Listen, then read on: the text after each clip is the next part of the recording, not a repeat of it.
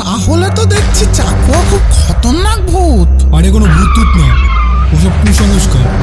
Driver যখন ক্লান্ত হয়ে পড়ে তখন রাস্তা ঠিক চিনতে পারে না। ওরা সবাই বাসে উঠতেই যাচ্ছিল। স্যার, সামনে একটা গ্রাম দেখতে পাচ্ছি। শিবলি চলে আসলো নাকি?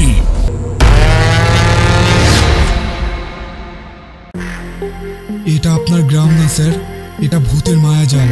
আপনার মুখে শ্রীপল্লীর নামটা শুনে ভূত আমাদেরকে বোর্ড দেখিয়ে ভ্রম তৈরি করার চেষ্টা করছে। ভালোই হয়েছে আমরা শ্রীপল্লী পৌঁছে গেছি। আমার মনে হয় কোথাও একটা সেফ জায়গা দেখে সেখানে ভোর হওয়া পর্যন্ত লুকিয়ে থাকাই ভালো। আর সুজিত স্যারের ঘরের থেকে সেফ জায়গা আমার মনে হয় না কোথাও আছে। কিন্তু স্যার মায়াজালের ভেতরে কি এক জায়গায় দাঁড়ানো ঠিক হবে? আর মায়াজালের ভূত কখনোই তার এরিয়ার ভেতরে সুরক্ষিত জায়গা রাখবে না। তুই আমার থেকে বেশি জানিস নাকি? ছোটবেলা থেকে আমি এসব শুনে আসছি আমার কাকার কাছ থেকে। লক্ষণ কাকা, বাসটা সুজিত স্যারের বাড়ির দিকে নিয়ে চলুন তো। সুজিত স্যার তার বাড়ির রাস্তা ড্রাইভারকে চিনিয়ে দিল, কিন্তু তখনই তাদের গলিতে অনেক ভিড় দেখতে পেল। ড্রাইভার কাকা বাস সেখানে দাঁড় করিয়ে দিলেন।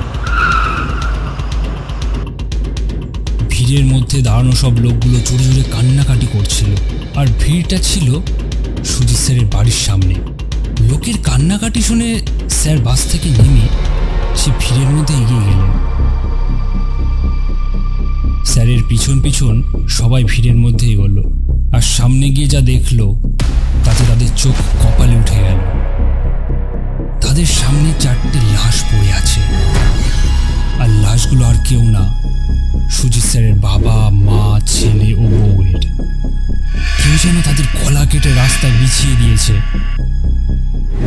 এইসব দেখে সুজিত স্যারের ভীষণ কষ্ট হচ্ছিল। সে কাঁদতে কাঁদতে বলল, কে মেরেছে?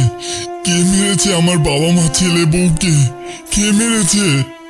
তখন তার সাইডে থাকা একটা বুড়ো বলল, তোমার বউ আজ সন্ধ্যাবেলা তোমার ছেলেরা তোমার বাবা মায়ের গলা কেটে ফেলে। তারপর সে নিজেই নিজের গলায় এক টোপে নামিয়ে দেয়। না না, আমার বউ এমনটা করতে পারে না। আমি আমার বউকে অনেক ভালোবাসি, আর আমার বউ আমাকে অনেক ভালোবাসে। ও এমন কাজ কখনোই করতে পারে না। ও কেন করবে এমনটা? কেন করবে? কেন করবে এমনটা?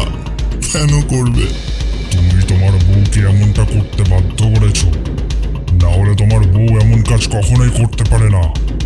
নিশ্চয়ই তুমি ওকে এমনটা করতে বাধ্য করেছো না? বিয়ের এতদিন হয়ে গেছে, আমি কোনোদিনও আমার বউকে এক ফোঁটা কাঁদতে দিইনি, আর আপনি আমাকে দোষ দিচ্ছেন?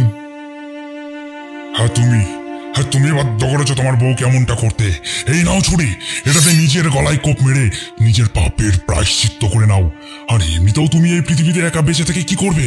নাও, নিজেকে মেরে ফেলো, নিজেকে মেরে।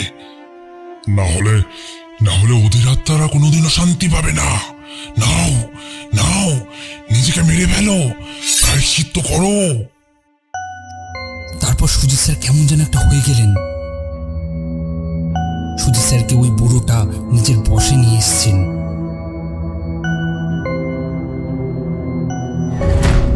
তারপর সুজিত স্যার ওই চাকুটা নিয়ে নিজের গলায় রাখলেন।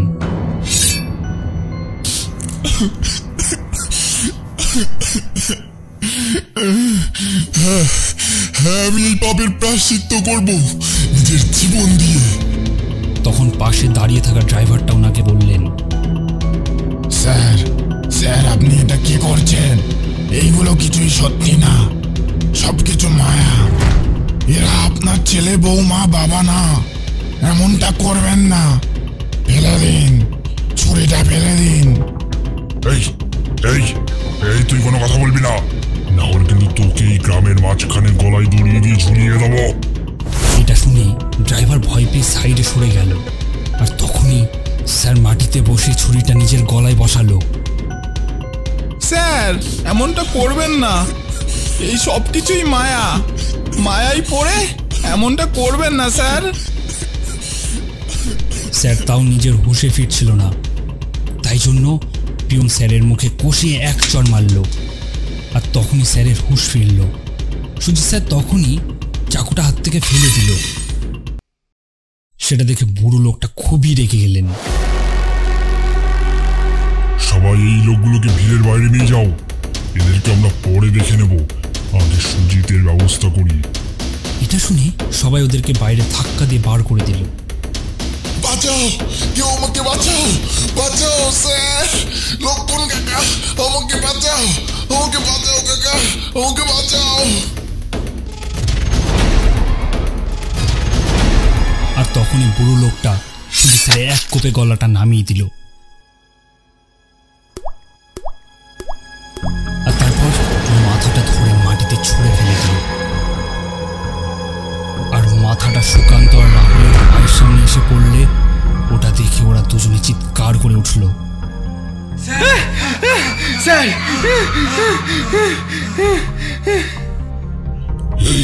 এই লোকগুলো সুজিতকে বাঁচানোর চেষ্টা করছিল না? এদেরকে ধর, ধরে এদেরকেও গলা কেটে দেয়, এদের একটারও গলা লাগবে না, কট। আর ঠিক তখনই বাসের হর্নের আওয়াজ শুনতে পায় ওরা। এই তোমরা উঠে এসো, উঠে এসো সবাই, স্যার স্যার উঠে আসুন। ঠিক তখনই সবাই মিলে বাসের দিকে এগিয়ে বাসে উঠে পড়ল। গ্রামের লোকেরা বাসের দিকে এগিয়ে যেতেই লক্ষণ কাকা বাসটা চালিয়ে বেরিয়ে পড়ল। আর যেমন তেমন করে বাসটা নিয়ে গ্রামের বাইরে এসে পৌঁছালো। কিছুটা দূর এগোতেই রাহুল পিয়নকে ডেকে বলল, এটা কি হয়ে গেল মামা? আমরা কি মায়াজালের হাত থেকে উদ্ধার পাবো না? মায়াজালের ভূত কি আমাদের সকলকে মেরে ফেলবে? না ভাগ্নে, তুই মনে সাহস রাখ, আমরা এখান থেকে ঠিক উদ্ধার পাবো। আসলে পিয়নের ভাগ্নে হলো রাহুল। বাস আবারও জঙ্গলে প্রবেশ করল। সুজিত স্যার একটু আগেই মারা গেলেন। সবাই ভয় পেয়ে আছে। পার্থ স্যার বললেন, সুকান্ত বল, এখন আমরা কি করব? আরে এর কাছে কি শুনছো? এর জন্যই তো আজকে আমাদের এই অবস্থা। আর এর জন্যই তো সুজিত স্যার আজকে আমাদের মধ্যে নেই। চুপ কর। আমরা সুজিত স্যারকে বাঁচানোর চেষ্টা করেছিলাম, কিন্তু সুজিত স্যার তখন আমাদের কোনো কথাই শোনেননি। তাই জন্যই সুজিত স্যারকে আজ মরতে হলো। এতে আমাদের কোনো দোষ নেই। আমাদের এখন সকাল হওয়া পর্যন্ত অপেক্ষা করতে হবে, আর কোথাও না দাঁড়িয়ে বাসটাকে এগিয়ে নিয়ে যেতে হবে। কিন্তু বাসটাকে সারা রাত চালানোর মতো গাড়িতে তেল নেই, আর যদি সকাল হওয়ার আগেই বাসের তেল শেষ হয়ে যায় তাহলে এই ভূতের হাতেই মরতে হবে আমাদের। হ্যাঁ, এটাও তো ঠিক। আমি যতটা ভেবেছিলাম তার থেকে অনেক বেশি শক্তিশালী এই মায়াজালের ভূত। এখন তো অমাবস্যা, হয়তো এটা অমাবস্যার মায়াজালের ভূত। কাকা বলতো মায়াজালের ভূত অনেক প্রকারের হয়, সব থেকে বেশি খতরনাক হলো অমাবস্যার মায়াজালের ভূত। শুধুমাত্র অমাবস্যার রাতেই নিজের শিকার খুঁজতে বের হয়। এরা দুটো একটা লোকের শিকার করে না। যখন অনেক বেশি যাত্রী থাকে ঠিক তখনই তাদের উপরে হাবি হয় এই ভূত। সে সবার প্রথমে যাত্রীদের মধ্যে সব থেকে ক্লান্ত হয়ে যাওয়া ব্যক্তিকে খোঁজে আর তাকে ভয় দেখায়। আর যখন সে ভয় পেয়ে মারা যায় তখন তার শরীর কবজা করে নেয়, আর বাকি যাত্রীদের ভেতরে থেকেই নিজেদের মধ্যে ঝামেলা তৈরি করে। আর যাত্রীরা ওই মায়ায় পড়ে একই জায়গা দিয়ে ঘুরতে থাকে। আর যখন ক্লান্ত হয়ে পড়ে ঠিক তখনই তাদেরকে শিকার বানিয়ে ফেলে। আর আমার মন বলছে যে ভূত আমাদের পিছু নিয়েছে সে আর কেউ না, অমাবস্যার মায়াজালের ভূত। আর সে আমাদের মধ্যেই কারো একজনের শরীর কবজা করে রয়েছে। আর এটা শোনার পর সবাই ভয়তে কাঁপতে শুরু করলো।